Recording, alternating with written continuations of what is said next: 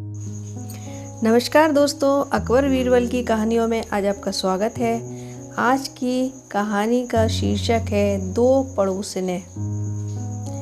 दिल्ली शहर के एक महल में दो पड़ोसन बहुत दिनों से आबाद थीं, परंतु दोनों का स्वभाव भेद से उनकी पटरी नहीं खाती थी। उसमें एक तो गुणवती और सरल स्वभाव थी, परंतु दूसरी खोटी और कर्कशा थी। उनके मन मुटाव का यही खास कारण था, ना वह उसकी विभूति को सहन करती और ना वह उसकी। यहाँ तक कि कर्कशा हमेशा सरला की हंसी उड़ाया करती थी। जब वह किसी प्रकार भी सरला को दबा न सकी तो एक दिन उसने अपने लाडले पुत्र की हत्या कर चुपके से उस भलमानस के घर में छोड़ आई और आप स्वयं रोती बिलबिलाती हुई बादशाह अकबर के पास पहुंची। जब बीरबल ने उसके बच्चे के कत्ल का हाल सुना तो उस भलमानस औरत को बुलवाया, जिस पर कि दुष्टा ने अपने पुत्र को मारने का अभियोग लगाया था। बीरबल की आज्ञा पर वह तुरंत हाजिर हुई और अपने को इस प्रकार आकस्मिक बुलाए जाने का कारण पूछा। बीरबल ने उत्तर दिया, क्या तूने इस औरत के बालक की हत्या की है, जैसा कि यह तेरे ऊपर अभिशाप लगा रही है? यदि नहीं तो तेरे पास निर्दोष होने का क्या सबूत है? तुरंत बतला। वह बोली, महाशय जी, न जाने कौन इसकी हत्या कर लाश मेरे घर में डाल गया है, मुझे इसकी बिल्कुल जानकारी नहीं। आप इस पर भली भांति विचार करें, मुझे अधिक बोलने का अभ्यास नहीं है। बीरबल ने दोनों स्त्रियों को वहीं रोककर अपने एक सच्चे सेवक के कान में कुछ समझाकर उसे उनके घर भेजा। वह उन स्त्रियों के चाल चलन की जांच कराना चाहता था। नौकर आज्ञा पाते ही उस महल में गया जहां ये रहती थी।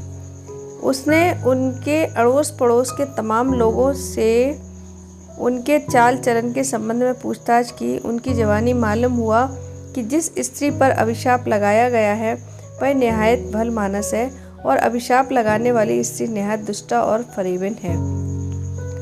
नौकर जैसे सुनकर आया था उसका सारा चिट्ठा बीरबल के सामने कह सुनाया। सच्चा झूठ की पहचान के लिए बीरबल ने एक तरकीब निकाली। उसने पहली भलमानस स्त्री को बुलाकर पूछा, यदि तूने सचमुच इस बालक का वध नहीं किया है तो अपने सारे वस्त्र उतार कर एक तरफ अलग खड़ी हो जा।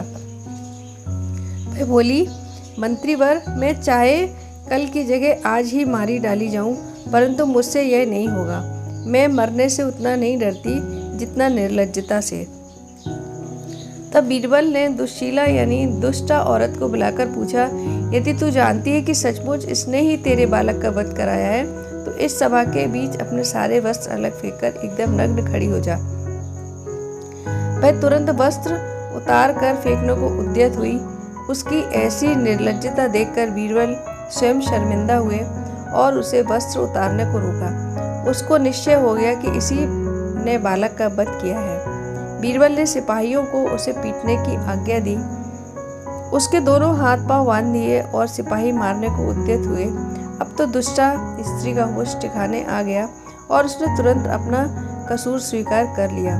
बादशाह अकबर को उस मक्कारा की काली करतूत पर बड़ा रंज हुआ, इसलिए उसे कारागार भुगतने की सजा दी और उस विनम्रा स्त्री को पुरस्कार देकर विदा किया। दोस्तों, यदि ये कहानी आपको अच्छी लगी हो तो मेरे चैनल को सब्सक्राइब कीजिएगा, कहानी को लाइक कीजिएगा। कहानी सुनने के लिए बहुत बहुत धन्यवाद।